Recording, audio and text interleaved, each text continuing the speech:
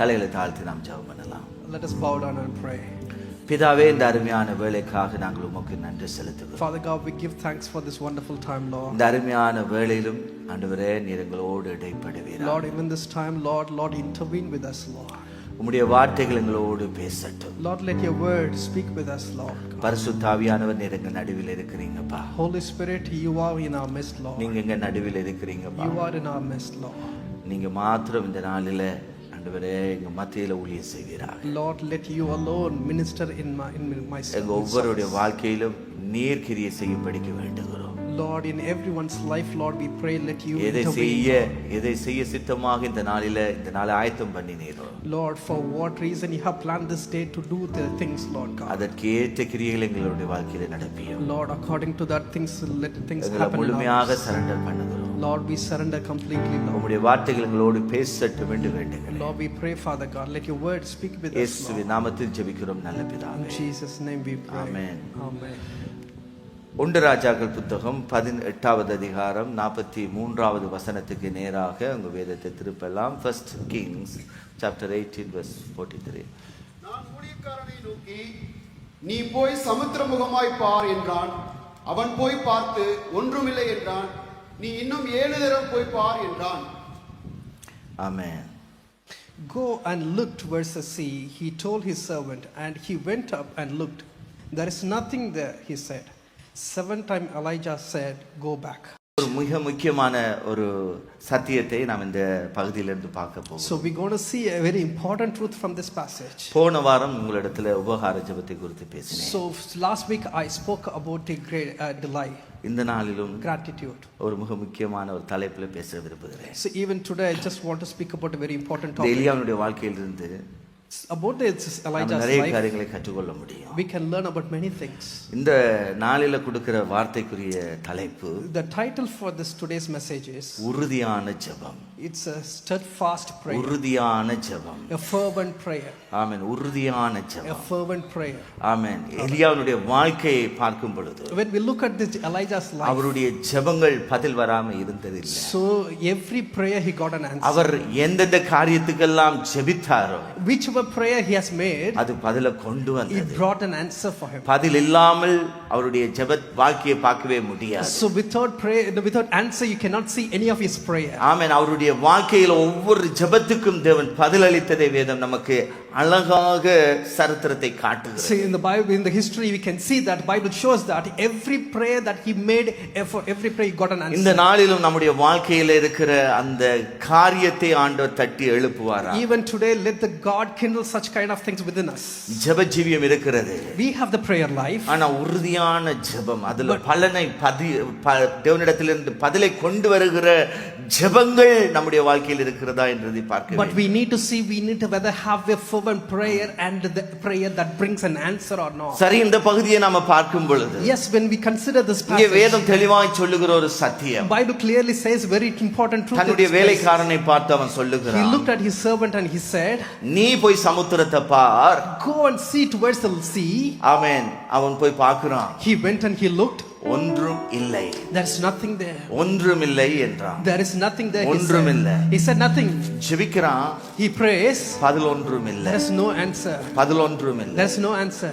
ஆனா அங்கே வசனம் சொல்லுகிறது, but the word says, எலியா தெளிவாய் சொல்லுகிறான், Elijah says clearly, நீ இன்னும் 7 தரம் போய் பார். he says go back 7 times and see. அங்கதான் நான் பதில பார்க்கிறேன். that's where I could see the answer. பதில் வரலனாலும், even though I didn't get an answer, அவன் சொல்லுகிறான் வேலைக்காரனை பார்த்து, he looks at his servant and he says, நீ இன்னும் 7 தரம் போய் பார். still he goes 7 times and ஏன் சொன்னால் நான் ஜெபிக்கிற ஜெபத்துக்கு பதில் வராம இருக்க போறதே இல்ல. hallelujah. so whatever prayer I do it, there will be an answer, there won't be any kind N of தேவன் என்னுடைய ஜெபங்களுக்கு பதில் கொடுத்தே தீருவார். my God will give an answer for all my பதில் prayers. இல்லன்றியா? if there is no answer, பாரு, போயிட்டு திரும்ப go and look and see. பாரு, திரும்ப திரும்ப go and back, go anti back பதில் வரும் வரைக்கும் until you நீ receive 7 தரம் பாரு. you go and see for 7 கணக்கு times. போட்டே அவன் சொல்லுகிறான். he says counted in, he அவன் says கணக்கு போட்டு சொல்லுகிறான். he looks at பாரு 7 தரம். he says go back and see 7 பதில் times. வரும். there will be an answer. அதுதான் அவனுடைய உறுதி. That is the fervent he had. ஆமென். இன்றைக்கு இப்படிப்பட்ட ஒரு ஜெப அக்கினி நமக்குள்ள வேண்டும். We need such kind of fire, prayer kind of fire we need. ஆமென். நம்ம ஜெபிச்சிட்டோம் என்று சொன்னா போதாது. It's not only enough that we pray. இத தியானிக்கிறதுக்கு முன்பாக எனக்கு போன வாரம் ஆஃப்டர் ஈவினிங் சர்வீஸ்க்கு அப்புறம் ஒரு சகோதரியின் இடத்துல கால் பண்ணியிருந்தார். So before I was meditating on this last week after the service, there was a sister came and spoke to me. எனக்கு அது என் இதயத்தை தொட்டது. That really touched me a lot.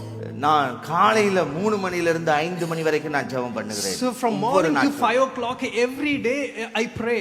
இதுவரைக்கும் எனக்கு எந்த பதிலும் வரல. Until now I didn't receive. நான் என்னென்னத்துக்கெல்லாம் வேண்டிக் கொண்டிருக்கிறேன். For whatever reason I was praying. ஒரு பதிலாவது ஆண்டவன் தரலை.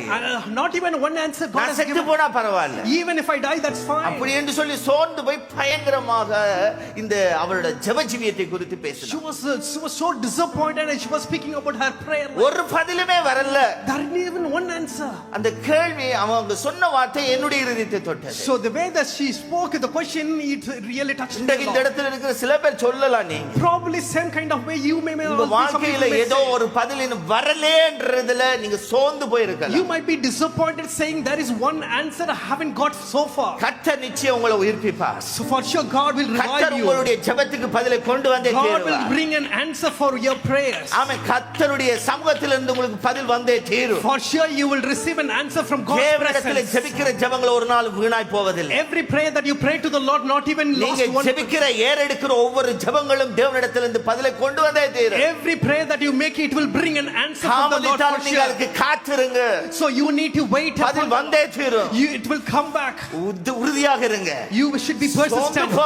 Don't be disappointed. கர்த்தர் பதிலை அனுப்பியே தீரும். God will bring an answer for you. ஏன் சொன்னால் அவர் பதில் அளிக்கிறது. Because he is the answering our God. ஜெபத்தை கேட்கிறது. He is the prayer hearer. ஜெபத்துக்கு உத்தரவு கொடுக்கிறது. He brings an answer for our prayer. நிச்சயமாக பதில் வரும். For sure you will receive an answer. முதலாவது இந்த பகுதியில இருந்து நான் உங்களுக்கு காண்பிக்க விரும்புகிறேன். First thing I just want to show from this passage. நம்முடைய ஜெபங்களுக்கு ஒரு உறுதியான அந்த பலன்களை நாம் எதிர்பார்க்க வேண்டும் என்று சொன்னார். If you want to look at a fervent answer for your prayers, உறுதியான அந்த ஜெபத்திலே பதில்களை பார்க்க வேண்டும் என்று சொன்னார். if you want to see an answer for your fervent prayer, இந்த எலியாவுக்குள்ள இருந்து ஒரு அக்கினி வேணும்.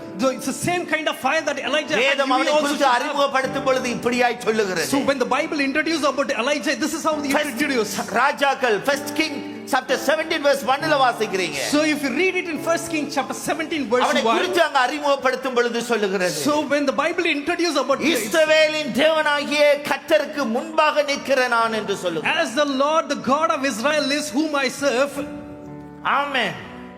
ஜெபத்துக்கு ஒரு உறுதியான ஒரு பதில் வர வேண்டும் என்று So சொன்னார். if you want to receive a fervent answer for your prayers, amen.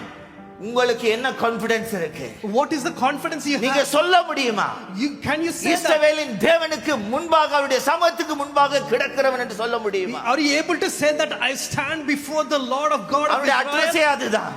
So that's how it is. நான் அவனுடைய வாழ்க்கையை பார்க்கும் பொழுது When I look at this, அவருடைய ஊரை பற்றி எதுவுமே சொல்லல. I didn't say about the any much detail அந்த about ராஜாவை பார்த்து சொல்லுகிறான். He looks at his நான் king. சாதாரணமான ஆளுதான். I am the ordinary person. ஆனா அங்க சொல்லுகிறான். But he says, இஸ்ரவேலின் தேவனுடைய சமூகத்துக்கு முன்பாக நிற்கிறவன். so I stand before the God of Israel. இஸ்ரவேலின் தேவனாகிய கர்த்தருக்கு முன்பாக நிற்கிறவன். I stand before the God of Israel. இன்றைக்கு அப்படிப்பட்ட ஒரு ஜெப ஜீவியம் நமக்குள்ள இருக்க வேண்டும். So we should have such kind of prayer. தேவ சமூகத்தில விழுந்து கிடக்கிறவர்கள். It's people who fall in the God's தேவ presence. பிரசன்னத்தில மூழ்கி இருக்கிறவர்கள். People are sink in the God's presence. அவங்களுடைய வாழ்க்கையில தோல்வியை பார்க்க In முடியாது. their lives you cannot see the failure. தேவ பிரசன்னத்தில மூழ்கி இருக்கிறவர்கள். If people are sink in the God's அவங்களுக்கு ஒரு presence, உறுதி உண்டு. they have this ferventness. கர்த்தருடைய பதில் அவர்களிடத்தில் உண்டு. They will receive in God's ஏன் answer சொன்னால் அவர்கள் கர்த்தருக்கு முன்பாக நிற்கிற கூட்டம். because those people stand before கர்த்தருடைய the Lord. சமூகத்தில இரவும் பகலும் கதறுகிற கூட்டம். Those are the people they cry out to the Lord பதில் God வராமல் day and இருக்க night. முடியாது. They will receive an amen. answer. நானும் நீங்கள் இன்றைக்கு எப்படிப்பட்டவர்களா இருக்கிறோம்? Today yourself and myself கடமைக்காக கர்த்தருடைய சமூகத்துக்கு போகிறோம். for the sake of reason கடமைக்காக ஆலயத்துக்கு for வருகிறோம். the sake of reason we coming into the கர்த்தரை church. தேடி வருகிறீர்களா? You coming to the கர்த்தருடைய church. பிரசன்னத்துக்காக You வருகிறீர்களா? coming for God's presence. எதற்காக வர்றோம்? For what reason we come to தேவ church? பிரசன்னத்தில எவ்வளவு நேரம் விழுந்து How கிடக்கிறோம்? much of time you spend in God's presence?